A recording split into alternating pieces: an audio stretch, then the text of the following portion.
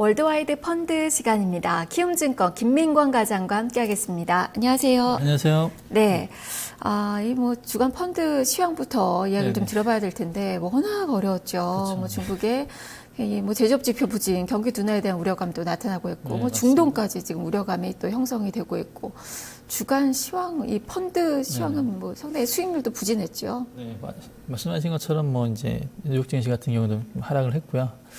5일 이제 오전에 공시된 기준 가격으로 좀 보게 되면 펀드 수익률은 이제 해외 펀드가 한 주간에 2.17% 하락을 했고요. 소유형 기준 대부분의 펀드가 이제 마이너스 성과를 보였습니다. 그리고 이제 인도 투자 비중이 높았던 펀드의 성과가 좀 좋은 반면에 중국 투자 비중이 높았던 펀드의 성과가 좀 부진한 것이 눈에 띕니다. 공모 해외 펀드 설정액은 5일 현재 31조 3,189억 원으로 전주 대비 1,659억 원 증가를 했고요. 순자산액은 주시장 하락으로 3,618억 원 감소한 27조 2,178억 원으로 집계되었습니다. 네. 자, 그러면 오늘은 이번 주는 또 어떤 펀드를 소개시켜 주실까요? 이번 주 같은 경우는 이제 2016년 새해도 밝았고요. 네. 해가지고 이제 사실 2015년에 굉장히 많은 일들이 있었는데, 그것들 중에서 이제 저는 이제 미국의 제로금리 시대가 좀 끝났다는 부분이, 좀 기억에 좀 많이 남아서, 이런 부분을 좀 얘기를 하려고 하거든요. 그래서 아시는 것처럼 2015년 12월에 그 미국 연방공개시장위원회는 연방공개 금리를 0.25% 올렸습니다. 이게 이제 9년 만에 기준금리 인상이고, 7년간에 이어온 제로금리 시대가 좀 끝난 거라고 보시면 되고요. 이로써 이제 세계 경제를 이제 불확실성에 늪에서 좀 이렇게 가두었던 것을 이제 미국 금리 인상이 되면서 이제 이런 부분이 이제 금리 인상 속도로 좀 바뀐 거라고 보시면 될 것 같습니다. 따라서 오늘은 2016년에 가장 화두가 될 수 있는 미국의 미국 펀드에 대해서 좀 소개를 해드리려고 합니다. 네. 일단은 미국의 금리 인상, 바로 그 부분이 작년에 주식시장을 또 많이 혼란시켰던 그 중요한 또 재료였고요. 일단 금리 인상은 시작이 됐고, 이게 이제 정상화로 간다는 거는 그만큼 미국의 경제가 좋다는 그 의미거든요. 그렇죠. 좀 긍정적인 부분을 본다면 좀 그건데, 그렇게 좀 봐야 될까요? 네, 말씀하신 것처럼 이제 글로벌 경제 이제 리서치 기관들을 좀 전망을 보게 되면 지난해 같은 경우는 2% 중반대, 그리고 올해는 2% 후반대로 좀 확대될 것이라고 좀 보고 있고요.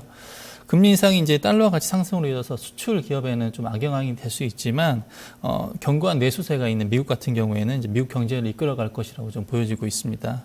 미국은 최근 시험률이 그 완전 고용을 나타내는 0.5%까지 떨어진 상태고요. 주택시장이라든지 이런 민간 소비에 대한 부분이 굉장히 좀 확대되고 있으며, 저유가도 민간 소비에 좀 보탬이 된다고 좀 보시면 될 것 같습니다. 네. 그렇다면 이제 금리 인상으로 수출은 좀 어렵지만 미국의 이제 내수 경기가 미국 경제를 끌어올린다라는 그 말씀이신데, 말씀 주셨듯이 미국의 금리 인상보다는 이제 중요한 점이 이제 속도. 네. 이런 부분이거든요. 좀 어떻게 볼까요? 그러니까 이제 말씀하신 것처럼 향후 금리 인상 속도 부분이 굉장히 중요한 부분인데요. 이 부분이 가파르게 오르는 것보다는 점진적으로 좀 인상이 좀 예상이 되고, 이는 그 성명서에서도 그 명시된 내용입니다. 연준 위원들의 그 전표도에 근거한 연방기금 목표 금리를 좀 중간값을 좀 보게 되면 2016년 말에는 1.4%, 2017년 말에는 2.4%, 그리고 2018년 말에는 3.3%로 조사되었습니다. 분기에 한 차례 정도 금리 인상을 좀 의미하는 부분이고요. 급격한 금리 인상은 없을 것으로 좀 전망이 됩니다. 또한 이제 통화정책 정상화 역시 연준은 연방기금금리 그 목표금리를 인상과 동시에 그 풍부한 초과 지준 수항을 좀 고려해가지고 정책금리를 작동시키려는 수단으로 그 RRP와 그 정기물, 예금 창구 등을 이용한 방침이고요. 연준이 과거 세 차례 양적 완화 과정에서 매입한 그 증권 부분이 만기 도래 시에도 재투자를 유지하겠다고 밝히기도 하였습니다. 네. 말씀하신 것처럼 연방 기준금리 적정 수준까지 정상화하기 전에는 당시 매입했던 그 증권의 만기 도래, 재투자 중단, 이런 부분 다 정상화하는 그 과정이 필요한데, 그것은 놔두고 일단 금리만 이제 조정을 하는 걸로 좀 알고 있는데요. 자, 그렇다면은 이게 또 우리나라로 전이되는 그 부분들도 좀 살펴봐야 될 것 같고요. 어떤 부분들을 좀 중요하게 봐야 될까요? 일단 이제 금리 인상 같은 경우에는 사실 이제 여러 가지 좀 봐야 되는데 그 뭐 달러 가치라든지 물가 이런 부분도 함께 좀 봐야 되고요. 금리 인상이 좀 강달러를 심화시켜 이제 원자재 가격 약세라든지 물가 상승세 둔화 뭐 이런 부분으로 좀 이어지게 되면 자연히 금리 인하 속도는 좀 느려지게 되고요.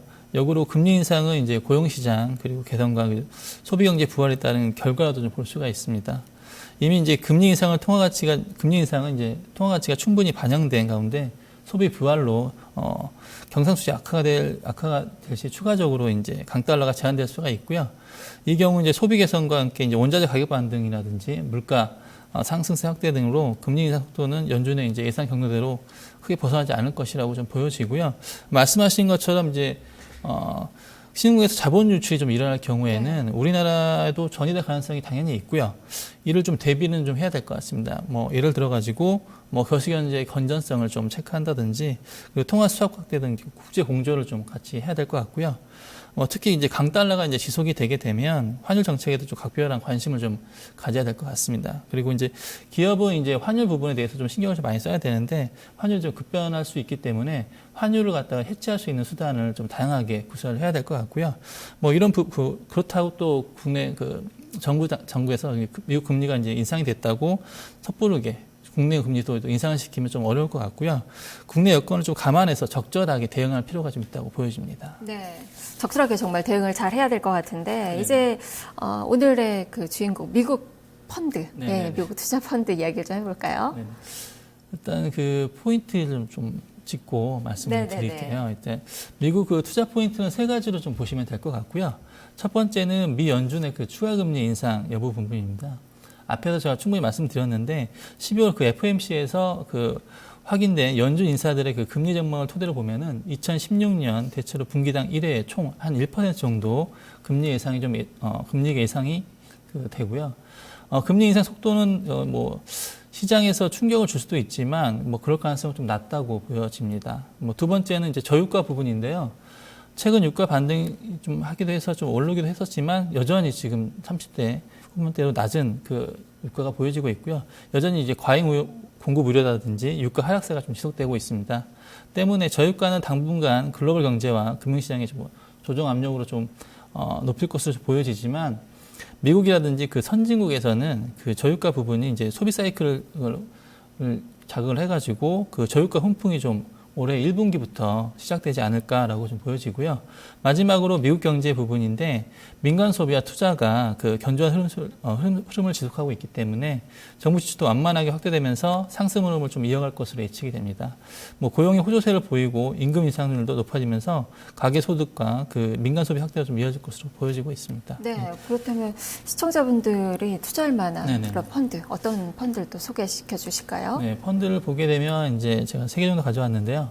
AB 미국 글로스 증권, 그리고 피델리티 미국 증권, 삼성 미국 대표 증권 이 3개가 있습니다.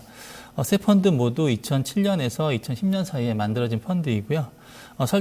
그리고 이제 각 펀드의 특징을 좀 말씀을 드리면 AB 미국 글로스 증권 펀드 같은 경우에는 성장성이 높은 그 미국 대형주에 투자함으로써 장기적인 수익을 증대를 좀 추구하고 있습니다. 1997년 그 룩셈부르크 설립된 여객펀드 얼라이언스 번스틴 아메리카 성장형 포트폴리오에 투자하는 재간접형 펀드이고요. 특히 펀드가 투자하고 있는 피투자 펀드는 상향식 리서치 방식을 기반으로 나이키, 비자, 페이스북 등 장기 성장률이 좋을 것으로 이런 기업들에 좀 투자를 하고 있습니다. 그리고 이제 기술, 소비재, 헬스케어, 금융 등 미국 내에서 다양한 업종에 좀 분산 투자를 하고 있고요. 피델리티 미국 증권 펀드 같은 경우에는 그 성장주 또는 가치주에 편중되지 않으면 미국 내 전 세계적으로 투자 테마에 발굴을 좀 초점을 좀 두고 있습니다. 그리고 펀더멘털이 이제 지속적으로 개선되고 있으나 시장에는 아직 반영이 되지 않은 그런 기업에 발굴 투자를 하고 있고요.